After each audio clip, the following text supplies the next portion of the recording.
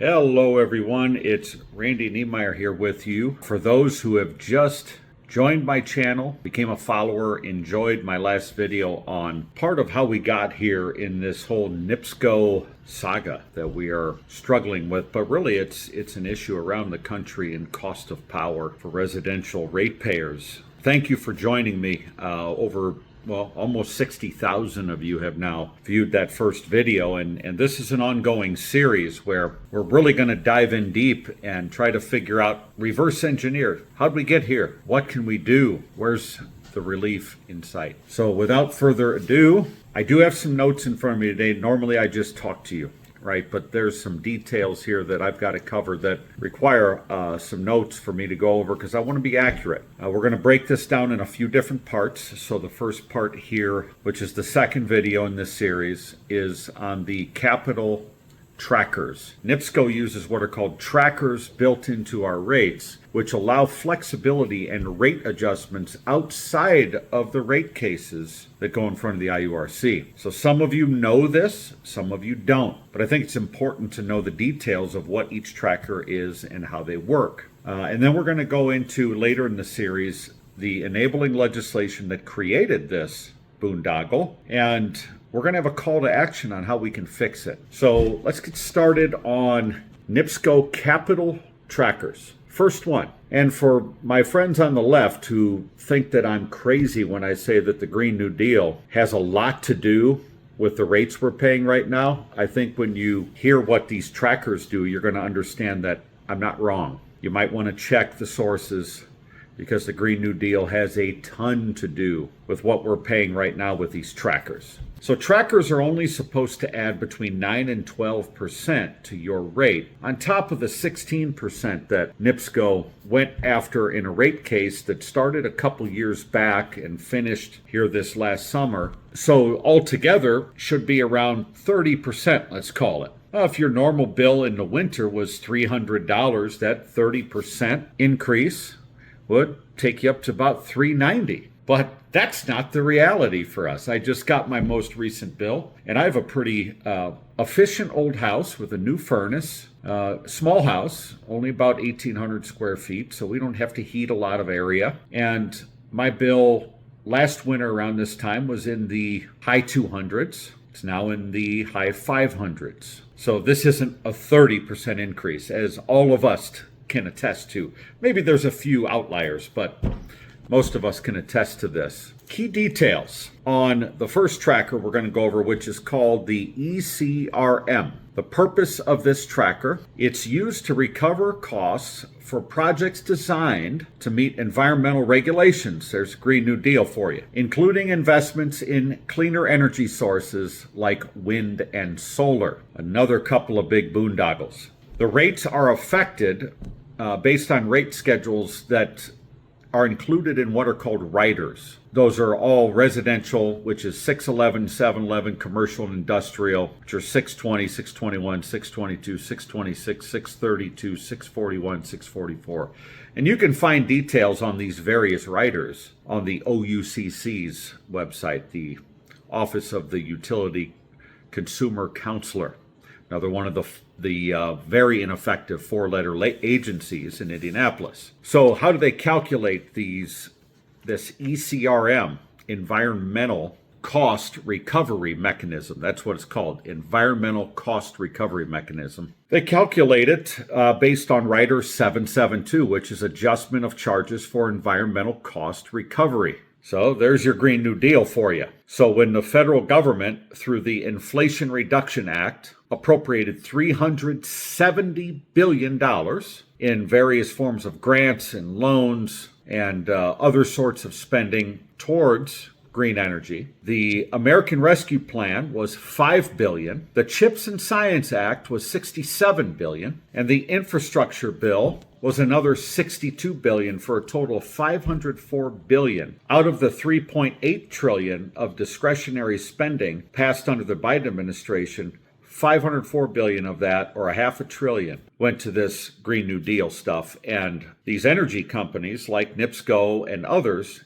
implemented this as part of their 5-year plan of infrastructure improvement, which they have to turn in order to apply for these certain trackers. So yes, folks, the Green New Deal does cause your NIPSCO bills to spike. All right, so the next one is our federally mandated cost adjustment mechanism, or the FMCA tracker. The purpose of this tracker is to reflect the recovery of capital expenditures and associated costs for projects mandated by federal regulations, such as affecting coal combustion, residuals, or hazardous air pollutants. Again, Green New Deal. The mechanism for regulation is through the IURC, and it's a way for them to adjust the rates outside of a base rate case, which allows for a faster recovery of the compliance costs. And the impact of these trackers fluctuate based on the volume of mandated investments. So again, the more the federal government pushes at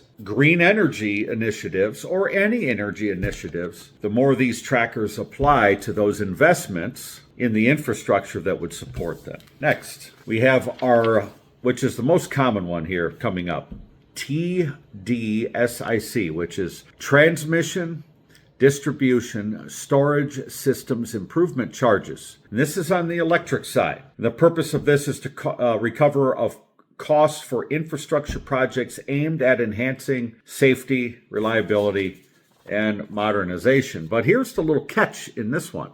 Again, I'm using some notes. I got my handy papers here with me and stuff in front of me, so just bear with me a second. In cost recovery, this allows for a return on and return of 80% of all eligible transmission, distribution, and storage system improvement charges, including O&M, which is operations and maintenance, depreciation, taxes, and post-in-service carrying cost, and 20% is deferred to the next rate case, so they can recover 80% immediately with these trackers, and then they have to push 20% to the next rate case, which we're going to pay for a couple years down the road.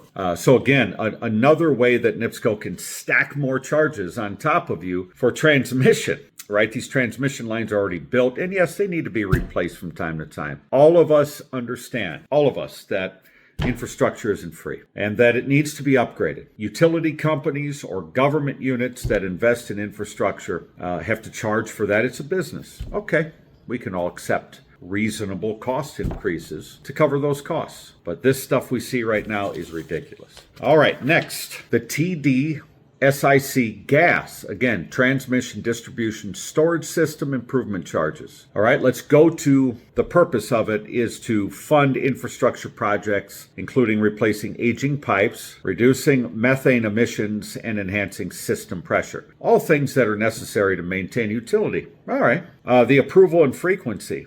This updates annually, folks. And if you look even closer, the timing of it many times is semi-annual, with the filing dates on March 1st and September 1st of this TDSIC gas. And we're all seeing those delivery costs on our bills have absolutely gone through the roof. So this has something to do with this. Now, how do they recover cost in this? It's a return on and return of 80% of all eligible transmission, distribution, and storage system improvement charges, including operations, maintenance, depreciation, taxes, etc. 20% deferred. 80% of the new margin from rural extensions will be credited to customers. So again, folks, this is another way that they're able to immediately recover costs that they say they are incurring and pass it on to you. Again, it's outside of the rate cases. Now, the impacts on the rates, it says TDSIC rate increases are capped at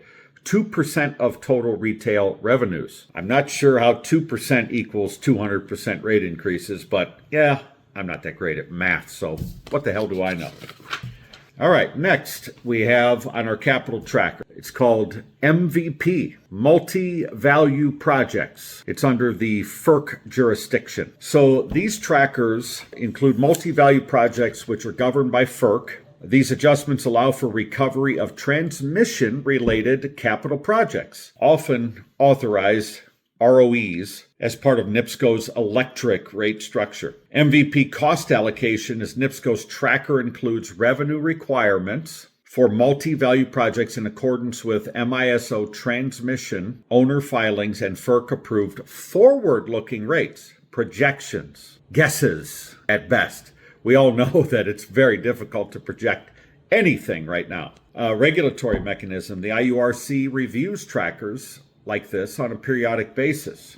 But if we look at when is the timing of these, so it's annual forecasts filed on October 1 and the annual true-up filed on June 1. And then the cost recovery in this is the MVP annual revenue requirement is applied to schedules 26A and 39, which are part of the broader transmission cost recovery mechanism. And again, all of these things I'm talking about can be found on the OUCC. It can be found on NIPSCO's website, believe it or not. They do have a lot of information about trackers on there, but it doesn't describe, are they stacked? How are they applied? What are the metrics used in formulating tracker adjustments that we get to eat the cost of? But the other thing, and I'm going to show a chart later in this video when we talk about legislation that'll show NIPSCO's dividends from the time the legislation was adopted back in 2013 to 2025. And you're going to see NIPSCO must be one of the most brilliant companies in the world to have a track record like this in stock dividends. So again, this is the capital trackers. Our next video, we're going to go through the NIPSCO